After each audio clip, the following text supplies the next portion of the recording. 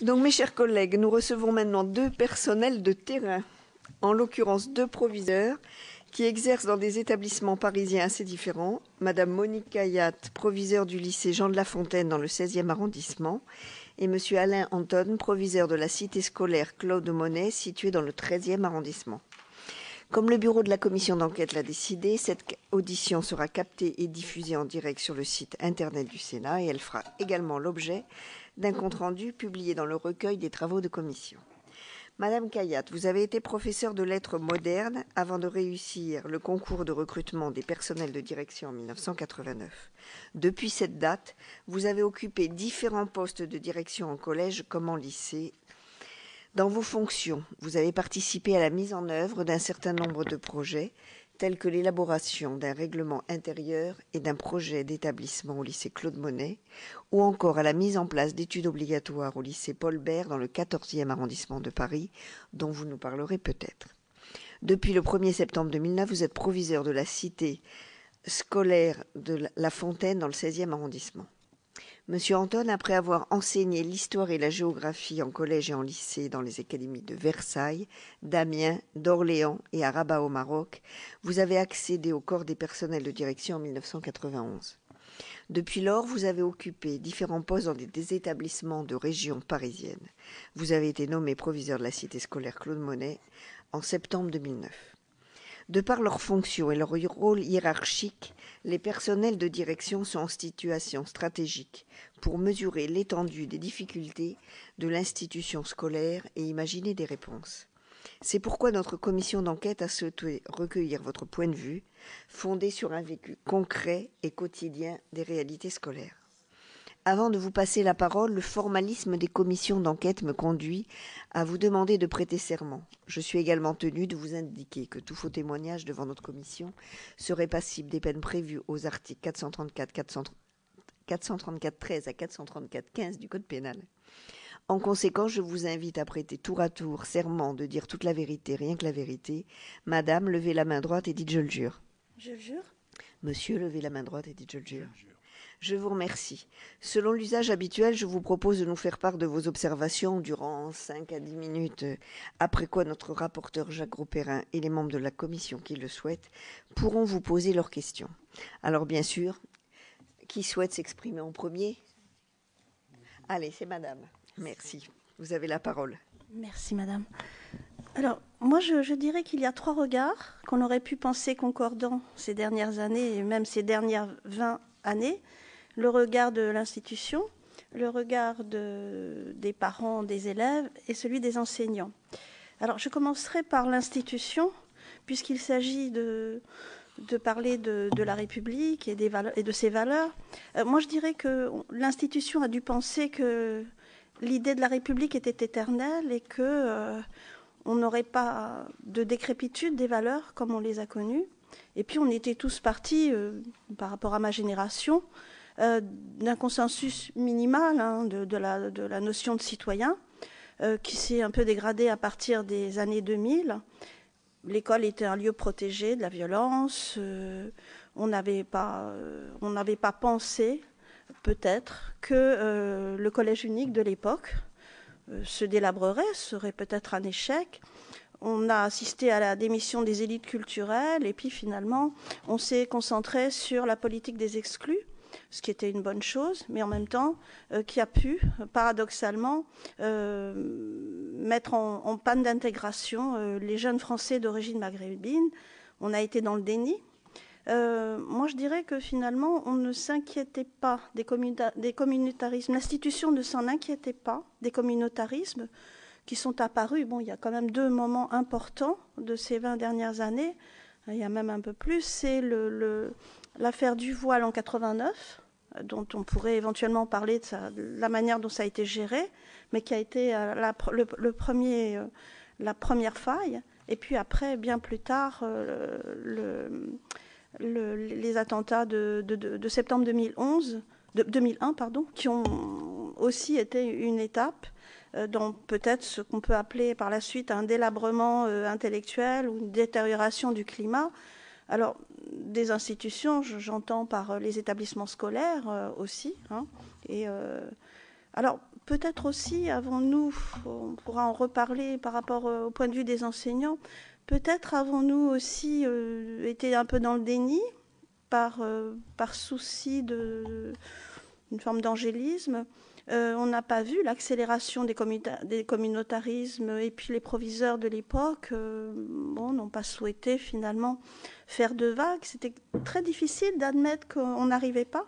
Et souvent, c'était les professeurs qui étaient mis en cause par le fait qu'ils ne savaient pas y faire avec les élèves.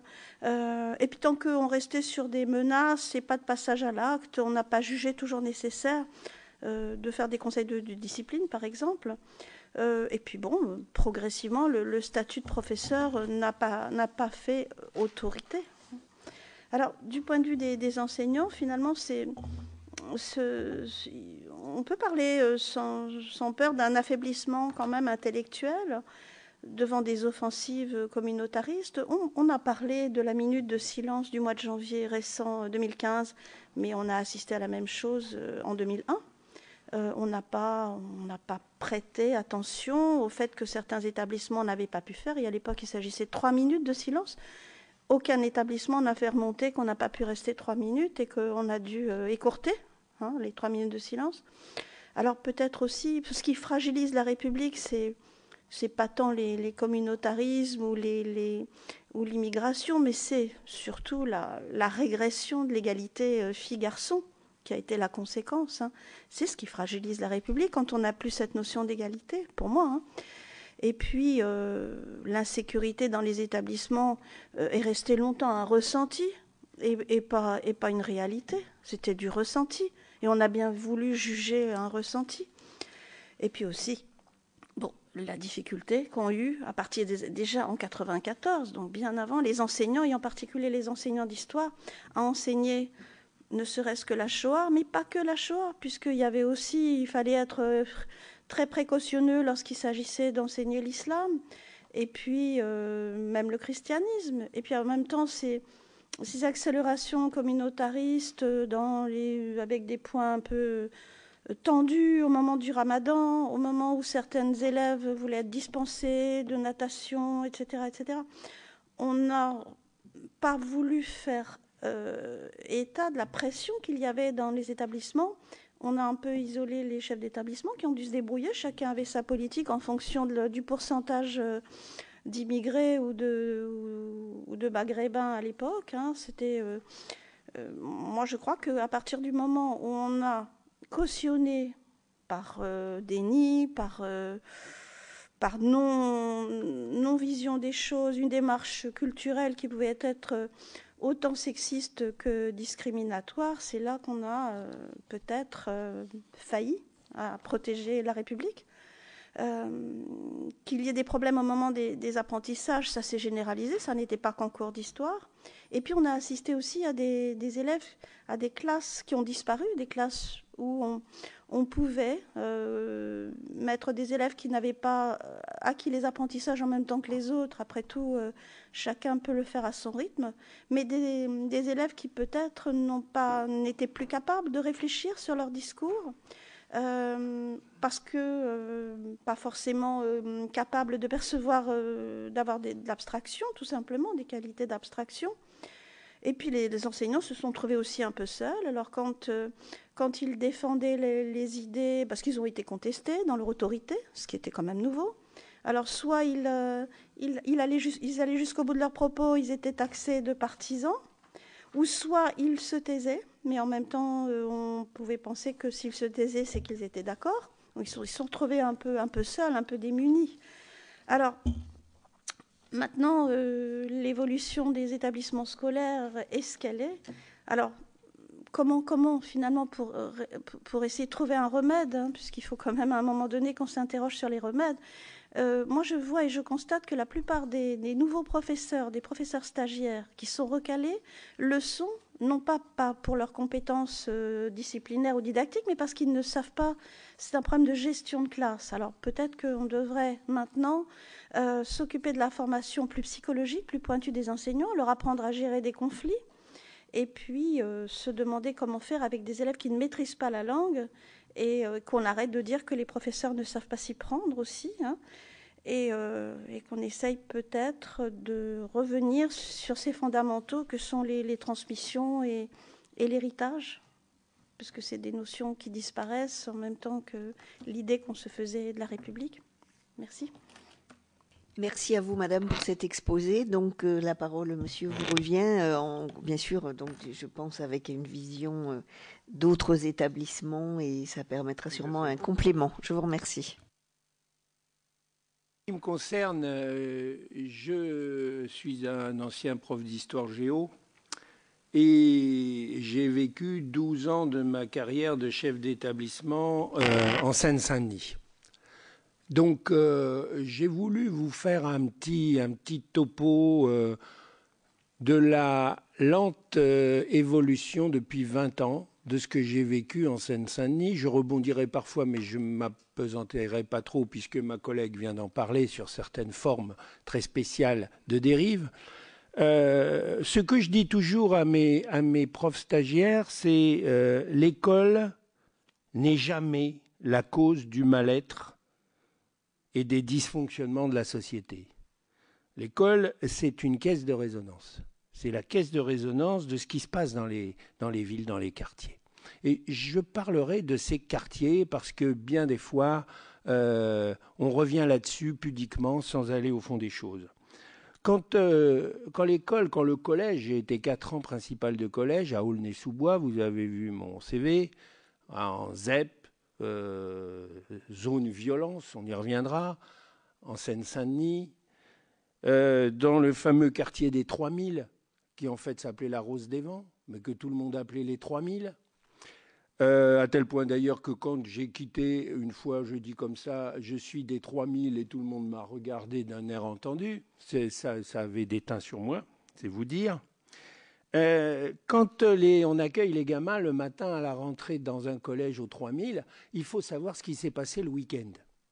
Parce que l'école, c'est pas un endroit, comme le dit d'ailleurs ma collègue, ce côté sacré, tout le monde voit bien ce que ça veut dire, mais non, il n'y a pas de sacré là-dedans. Un collège, c'est une caisse de résonance. La perte des repères républicains dans les établissements scolaires, elle ne date pas d'hier. Je me souviens, il y a 20 ans, plus de 20 ans, puisque j'ai été nommé en 93 à Aulnay. Soit dit en passant, je venais de Meaux, mais les quartiers chauds de Meaux, en haut sur le plateau, pas la belle ville près de la cathédrale, bien évidemment. Donc j'avais un petit peu d'expérience, on m'avait brûlé un gymnase. Bon. Donc quand je suis arrivé aux 3000, tout le monde parlait du ghetto des 3000. Et en 2 mots, 17 000 habitants, tous 3 collèges, les élèves dans 3 collèges, des collèges de 1100, 1200 élèves. Le mien faisait 1200 élèves. Et comme par hasard, des situations de violence, de tension. Il suffisait de passer la F1. La F1, c'était une 4 voies avec une banquette de pelouse au milieu. Il suffisait de passer la F1 pour passer au sud. Et là, on était, je ne veux pas dire dans un havre de paix, mais on était dans un autre monde. Et pourquoi ? Eh bien, le géographe que je suis peut vous dire que ça se voyait. Il y avait des petits pavillons, des petites cités. Donc, automatiquement, une population mixée. Et donc, les problèmes du collège d'Aulnay-sous-Bois Victor Hugo que je dirigeais n'étaient pas les mêmes que celui de Gérard Philippe, mon collègue d'Haïdi, de l'autre côté. Donc, tout ça pour dire qu'on a l'éducation nationale, et je ne suis pas là ici, vous avez bien compris, l'éducation nationale, c'est 40 ans de ma vie, et je prendrai ma retraite l'année prochaine. Donc, je ne tirerai pas boulet rouge sur cette institution, bien évidemment. Mais je sais que nous avons fait des erreurs. Et une erreur qui m'a toujours frappé, c'est de stigmatiser les collèges où ça n'allait pas en les appelant ZEP zone violence. Alors, imaginez la réaction des parents. On ne va pas mettre son gosse dans une zone violence. Ça partait d'un bon sentiment. Il fallait donner plus à ceux qui en avaient besoin. Donc on devait donner des moyens à ces collèges-là plus qu'aux autres. Mais il ne fallait pas les baptiser ZEP zone violence. Alors évidemment qu'au nom de la liberté de l'école de la République, Ben, il y avait des parents qui nous disaient, moi j'ai la liberté de ne pas mettre mon enfant dans un collège qui s'appelle zone violence, bien évidemment. Les profs dont parlait Mme Kayat, ma collègue, et on se connaît bien, et depuis longtemps tous les deux, vous avez bien compris que ça fait un certain nombre d'années qu'on dirige des établissements. Les profs, ils arrivaient la boule au ventre à la rentrée, nommés en ZEP zone violence. Vous imaginez le petit prof qui a eu son CAPES, qui vient du Lot-et-Garonne, et qui débarque à Aulnay, ZEP zone violence. Bon, il a la peur au ventre. Il arrive, il n'a qu'une idée, c'est d'en partir. En plus, l'éducation nationale et les syndicats ont tout fait pour. Ils ont mis en place un barème pour qu'en 3 ans, il ait suffisamment de points pour partir. Donc c'est le purgatoire. C'est le purgatoire de l'école laïque. C'est très mal ficelé, cette affaire. Et donc, ils ont les points pour repartir au pays ou pour descendre plus au sud. Bon, soit dit en passant, comme les syndicats et le ministère changent tous les ans le barème, ce n'est pas fait pour faciliter les choses, vous imaginez. Et il y a quand même des frustrations. Ces profs-là, qui sont de bonne volonté, ils n'habitent pas le quartier. Ils ne peuvent pas comprendre le quartier. C'est des profs RER. C'est-à-dire qu'ils arrivent le matin RER, ils partent à 16h une fois les cours finis en RER. Ils ne savent pas ce qui se passe dans le quartier, en bien comme en mal. C'est-à-dire en bien parce qu'il se passe des choses, il y a des tournois, il y a des fêtes, etc. Ils n'y sont pas le week-end. Le week-end, ils rentrent chez eux, voire dans leur région d'origine. Donc voilà, et ça j'aimerais bien le dire, on a coupé l'école de sa réalité. Qu'est-ce qui fait la force d'un prof? C'est quand il est sur le marché et qu'il voit un parent et qu'il lui dit « bah non, fiston, il va pas bien bon. ». Ça existe. Mais ça n'existe pas dans ces quartiers-là. Et donc, la notion d'égalité a explosé.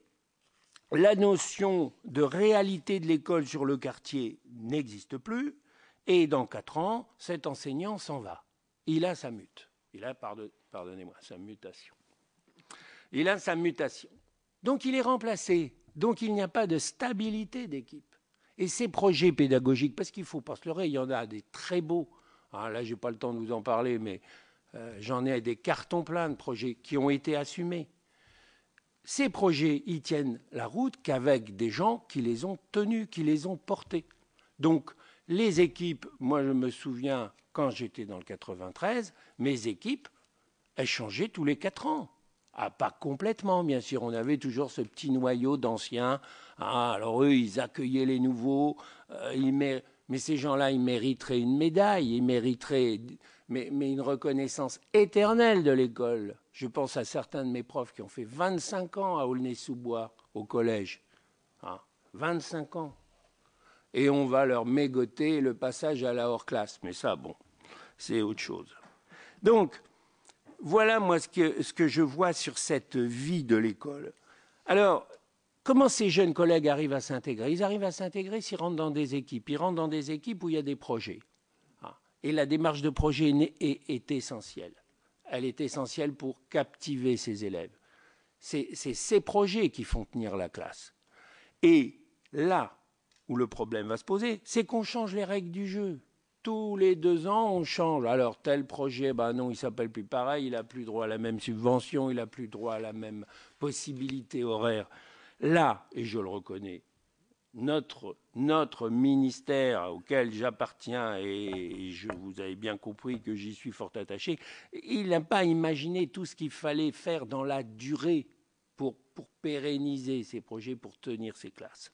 Alors, j'en viens au fait intéressant aussi. Les repères s'effacent. Bon, les repères s'effacent. Un gamin qui a quitté le collège il y a 5 ans, en Seine-Saint-Denis, il ne retrouvera pas un de ses anciens profs. Ça, c'est mathématique. L'école, elle est dans ce quartier. Qu'est-ce qu'elle fait? Elle est aidée par la municipalité. Les municipalités font ce qu'elles peuvent pour aider les collèges. Seulement, parfois, les tentatives ne sont pas toujours positives dans le résultat. Je pense aux grands frères. Pour limiter les oppositions, on a utilisé les grands frères. Mais ça a été une erreur manifeste.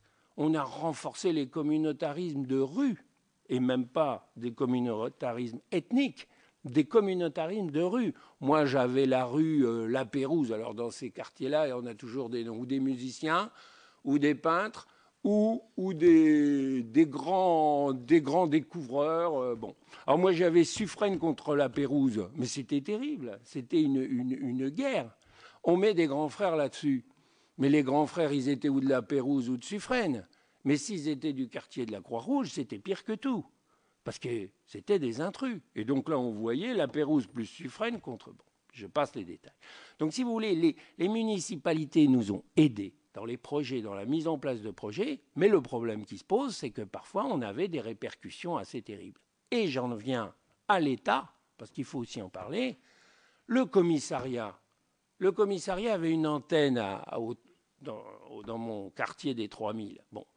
Mais ce commissariat, il était ouvert de 9h du matin à 18h. C'est plus un commissariat. Et donc, le soir, on faisait ce qu'on voulait. D'où les poubelles qui brûlent, les voitures, bon, j'en passe, mais aussi tous les trafics. Et là, j'en viens à l'élève. Un élève qui était chauffeur, passez-moi le mot, mais c'est le terme, celui qui chauffe, qui mate, qui surveille, qui dénonce, qui prévient. Un chauffeur de 14 ans en quatrième, il gagnait plus en même pas une semaine qu'un élève apprenti. Quelle est la position du professeur principal ou de la conseillère d'orientation psychologue? Donc, j'essaye de vous montrer le système à ma façon pour bien vous dire que toutes ces interférences, elles font perdre les repères. Quand Momo, il sort de sa poche, et je l'ai vu, un paquet de billets comme ça, en quatrième, évidemment que ça déstabilise toute la classe. Et c'est au niveau des quatrièmes. Je ne parle pas plus tard. Je terminerai rapidement parce que je ne veux pas vous... Mais je voudrais bien vous montrer tout le système. La drogue, j'insiste là-dessus, la drogue est un fléau, tout le monde le dit. Mais au niveau de ces quartiers, au niveau des enfants qu'on nous confie, la drogue est un fléau. Pas seulement parce que certains se droguent, mais parce que certains participent au commerce, qui n'est pas un commerce parallèle, parce que ça, il faut arrêter de dire ça, c'est le commerce principal. Quand il y a 50% de chômeurs, les familles, elles vivent de l'aide sociale et des petits trafics. Ce qui fait que nous sommes toujours dans ces quartiers limites où aucun repère n'existe. Le logement social fait des efforts. Seulement, la bonne idée qu'il avait eue à Aulnay, c'était de rassembler tous les Sénégalais dans la même rue, tous les Maliens dans la même rue. Ce n'est pas très positif pour une espèce d'ouverture de la population locale, qui, je vous le rappelle, était à 17 000 les uns sur les autres, parce que c'était très tassé. Donc, où qu'on aille, moi, je tiens à le dire, l'école a sa part, oui. Mais l'école n'est pas la seule.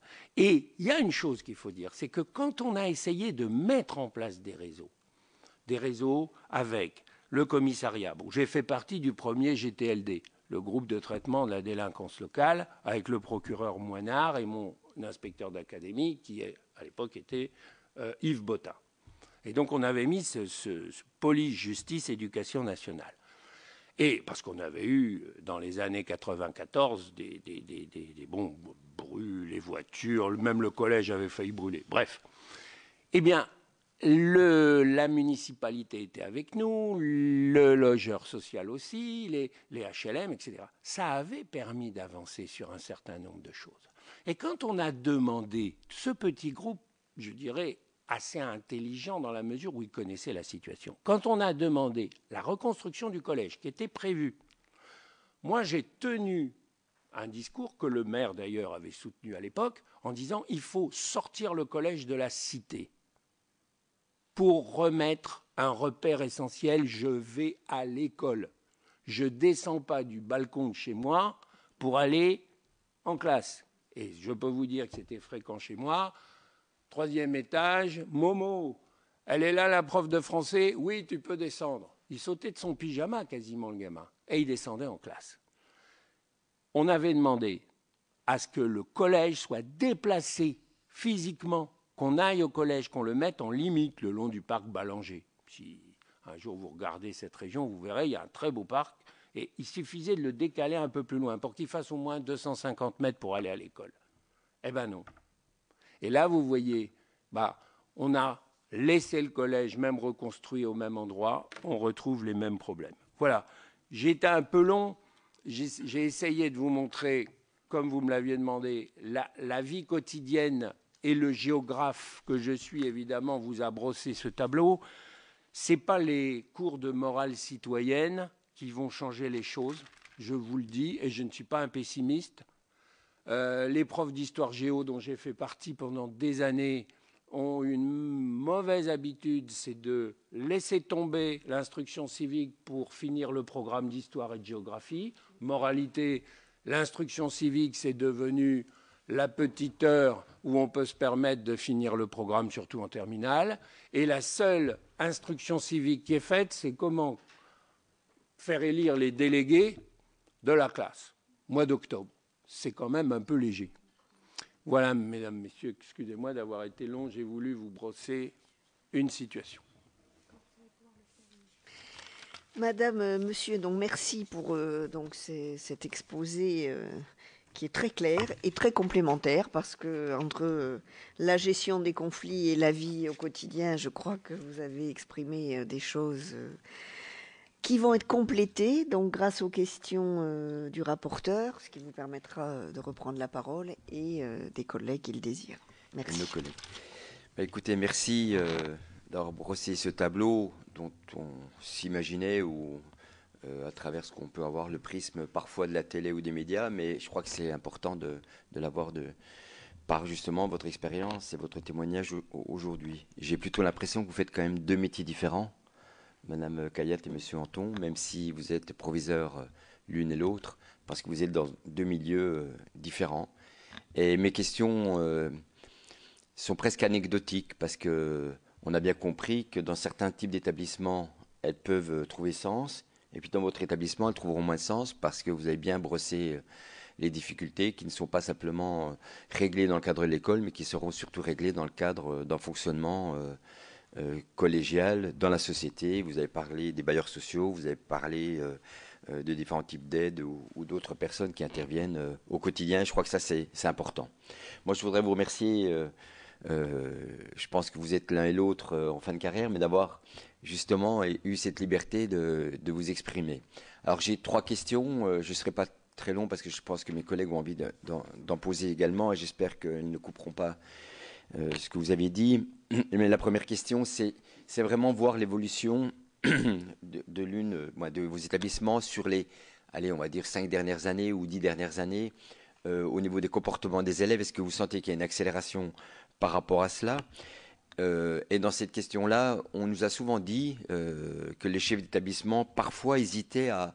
Bon, là, j'ai compris que ce n'était pas le sens, mais peut-être parfois hésitaient à faire remonter ou à signaler des comportements de certains élèves, parce qu'ils avaient le sentiment, ces chefs d'établissement, qu'il n'y avait pas un soutien fort de leur hiérarchie, des corps intermédiaires, et ils avaient l'impression qu'on les laissait se débrouiller. En réalité, débrouillez-vous, faites le moins de bruit possible, vous êtes responsable. Voilà, ça c'est un peu la première question, ce soutien de la hiérarchie.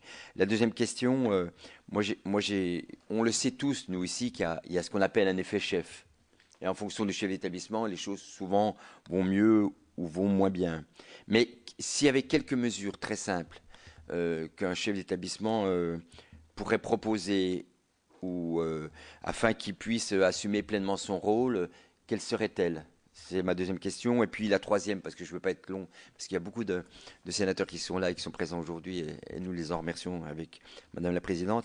Vous avez parlé tout à l'heure que vous aviez beaucoup d'expérience, Monsieur Anton, d'expérience ou d'expérimentation. Vous en aviez des cartons. J'ai bien compris que la difficulté, c'est qu'elle ne perdure pas, parce que souvent, il y a des changements de politique, etc. Alors, vous ou Madame Cayat, est-ce qu'il y a des expérimentations qui mériteraient d'être continuées, prolongées, soutenues, envisagées? Voilà, je m'arrêterai pour permettre à mes collègues sénateurs, très nombreux encore aujourd'hui. Merci, Madame Cayat. Oui, merci. J'aurais voulu déjà, pour prolonger ce qu'a dit mon collègue à propos des grands frères, dire que aussi, on assiste ces 10 dernières années sans doute dans les recrutements de l'encadrement, des personnels d'encadrement au niveau des assistants d'éducation ou des conseillers principaux d'éducation. On recrute aussi dans la communauté des élèves, parfois dans certains établissements, pensant que c'est un plus et qu'ils seront mieux compris. Les dérives, elles sont malheureusement venues aussi de là. Moi j'insiste sur ce plan parce qu'on n'a pas forcément vu qu'il pouvait y avoir des dérives aussi à recruter des personnes qui finalement proviennent des mêmes milieux, ça peut paraître paradoxal, et qui en réalité n'ont pas joué le jeu de l'institution scolaire ou républicaine.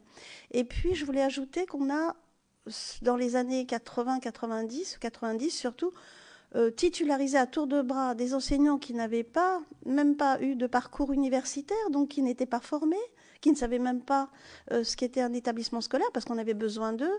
Et on a, entre guillemets, aussi embauché des personnes, des vacataires qui ont été parachutés dans les établissements scolaires avec une méconnaissance totale. Alors, je ne veux pas monopoliser la parole.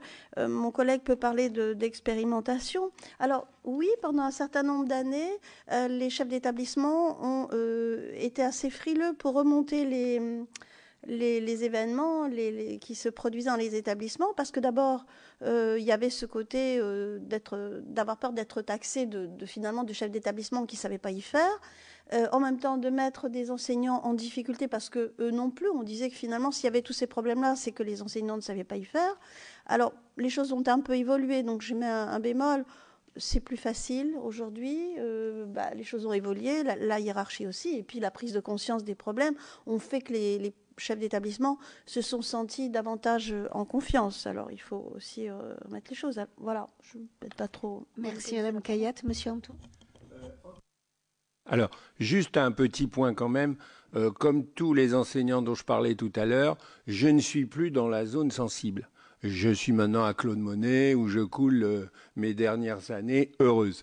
Mais vous pensez bien que je ne vais pas vous parler des problèmes de violence à Claude Monet. Hein. C'est pas. Rassurez-vous, ce lycée du 13e vit je touche du bois, une vie paisible, mais avec une population très mixée. Non, je reviens sur 2 points. Un, pourquoi les collègues ne signalaient pas ? Bien parce qu'ils étaient stigmatisés eux-mêmes. Et pas seulement eux en tant qu'enseignants, en tant que principal ou proviseur, mais rappelez-vous de l'article dans l'Express qui s'était procuré l'enquête Siwis sur les violences dans les établissements et qui avait publié une liste des lycées dits difficiles, tout ça parce que le chef d'établissement avait signalé qu'il y avait eu un vol de portable, un vol de portefeuille, une claque mise à l'entrée, etc. Et ça a été très mal pris par nos collègues, parce que ceux qui ont joué le jeu en disant « bah oui, on a eu des problèmes ».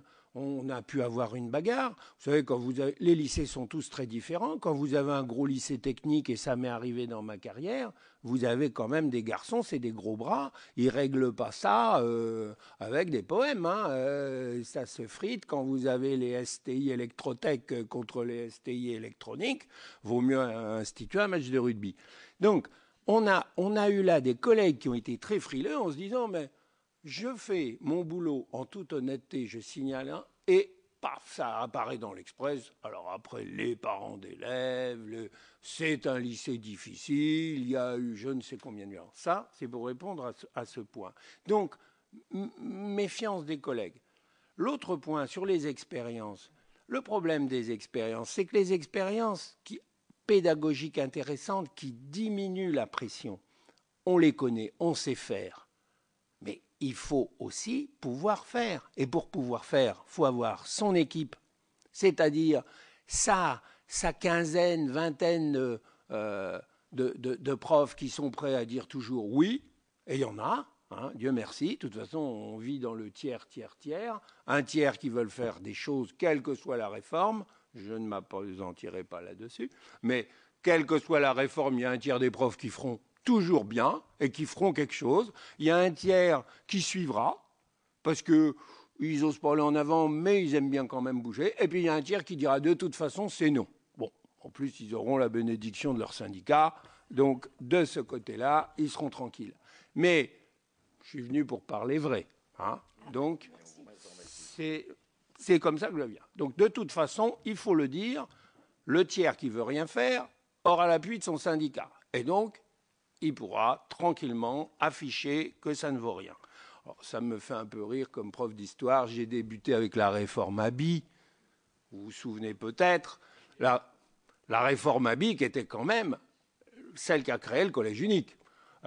Alors, je suis toujours étonné quand je vois tous ces gens se réclamer du collège unique, oubliant que c'était la réforme Abi et que le pauvre Abi, qui était géographe en plus, un homme d'une grande valeur, parce que j'avais lu ça d'Alas et j'ai débuté à cette époque-là. Bon, je ferme la parenthèse. Donc, les expériences, on en a. Le problème de ces expériences, c'est le faire. Et je rebondis sur l'effet chef d'établissement. Il n'y a pas des bons et des mauvais. C'est comme toujours. Il y a ceux qui ont envie de changer un peu et qui ont derrière eux une petite phalange de volontaires. Mais là, on revient au propos liminaire. Il faut qu'on ait les mains libres. Il faut qu'on soit... Alors, je terminerai sur la confiance. Nous, dans le 93, pourquoi est-ce qu'on a pu faire plein de choses? Pas parce qu'on avait la confiance de l'inspecteur d'académie, qui joue un rôle essentiel. Et tout à l'heure, je rendais hommage à M. Bottin, et je le refais encore, je l'ai connu pendant 6 ans.